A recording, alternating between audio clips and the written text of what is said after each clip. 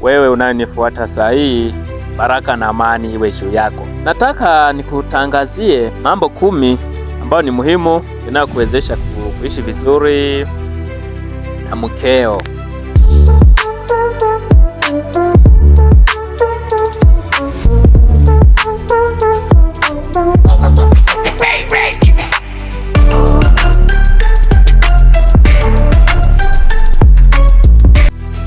Kitu cha kwanza, mawasiliano mazuri. Sasa zungumza naye kwa heshima na wazi, na umusikilize zaidi ya kumwambia kitu, sasa anaposhiriki hisia zake.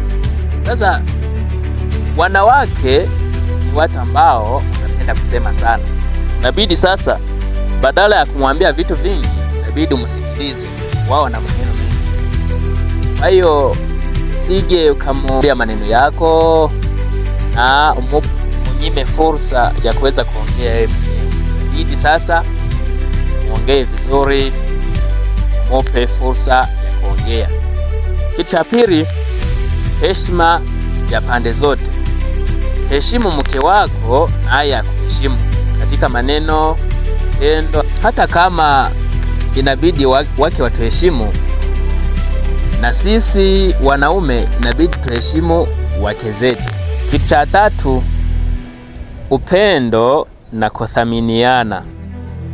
Inabidi sasa mwanamke aonyeshwe upendo, kwa kuwa yeye anapenda aonyeshwe upendo katika vitendo, maneno mazuri, msaada na muda pamoja. Inabidi sasa muonyeshe upendo wa dhati, upendo wa kina, ili muweze kudumu. Kitu cha 4, uaminifu. Uaminifu hujenga msingi imara wa ndoa. Inabidi sasa wewe uepukane na siri zisizo za lazima, kuwa mwaminifu nyakati zote. Inabidi usimufiche vitu. Unakuta wanaume wengi wanafanya miradi bila kuongea wake zao. Naweza kukwambia kwamba utafanikiwa vizuri wakati ushamwambia mkeo. Sasa ukimuficha unataka iendekeje? Sasa ukimuficha huenda usipate mafanikio madhubuti. Kitu cha 5, subira na uvumilivu. Ujue kwamba hakuna mtu mkamilifu. Inabidi uvumilie mapungufu yake kama anavyotaka yako yavumiliwe. Unakuta kila mtu ana makosa yake.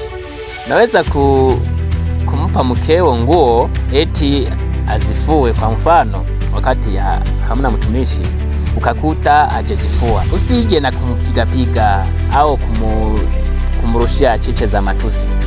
Hapana, we ongea naye, akwambie kilichomponza, asifanye vile ulivyomwambia. Si kuchuana tu, hapana. Unaweza kuyatatua katika njia ya amani. Kitu cha 6, kushirikiana majukumu. Inabidi msaidiane katika majukumu ya nyumbani au majukumu ya maisha kwa ujumla. Ndoa ni ushiriki. Kwa kuwa unaweza kuona wanaume ambao wanaosha masahani, wananawa watoto, wanafua, wanapiga deki. Hayo yote ni kwa njia ya kusaidiana, kwa kuwa yeye siye torori, yeye siye fahari au nini au mtumishi wako. Hapana, inabidi msaidiane. Usiseme hizi ni kazi za wanawake, hapa mimi siwezi. Hapana, nakwambia msaidiane. Kitu cha 7, kusamehe haraka. Inabidi sasa msameheane. Sasa akifanya kosa umsamehe, na ukifanya kosa akusamehe, kwa kuwa dunia ni uwanja wa fujo. Na makosa yasikosekane, huyu awe na makosa na mwingine yawe na makosa. Kwa hiyo usije ukasema mimi siwezi kuvumilia, mimi naondoka zangu, haya siwezi avumilia, amefanya hivi na hivi. Hapana, samehe. Kisha 8, kujali hisia za mwanamke. Kama nilivyowaambia hapo mbele, wanawake ni watu ambao wana hisia sana. Unakuta wanalia bure, unakuta wanacheka bure. Wakiendana na hisia zao, usije ukawazuia. Sasa anapokuwa na furaha, usije ukamzuia. Muache furaha zake azionyeshe, na akiwa na huzuni muachie. Kitu cha 9, kuheshimu familia yake. Sasa hata kama we ni tajiri, wakati familia ya mke wako hii maskini, usije ukadharau. Usidharau ndugu zake, usidharau makaka zake, usidharau madada zake. Hapana, inabidi waheshimu nao pia kama vile unaheshimu mke wako. Usije ukadharau ukasema mimi sipendi kuona hapa. Hapana, mimi mama yako simupendi, baba yako simupendi. Hapana, wapende kama vile ulivyopenda mke wako. Kitu cha 10, kushukuru na kumtia moyo. Sasa wanaume wengi hawana sifa ya kushukuru. Sasa mwanamke anaweza kufanya vitu kwa bidii kabisa, akajitoa kwa hali na mali ili aweze kufanya kitu. Inabidi sasa umuonyeshe moyo wa shukrani, umshukuru, mwambie hivi, umepika vizuri, umeosha vizuri, piga deki vizuri, unavaa vizuri. Umwambie maneno mazuri, maneno ya shukrani, maneno ya pongezi. Mufanye ajisikie huru, ajisikie yeye muhimu sana katika familia na mpendwa sana. Utakapomfanyia akhera, atakufanyia akhera. Maana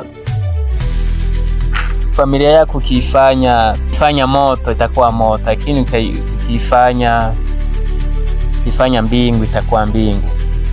Haya, nakwambia ukizingatia haya kwa dhati, maisha ya ndoa yako yatakuwa na amani, furaha na baraka.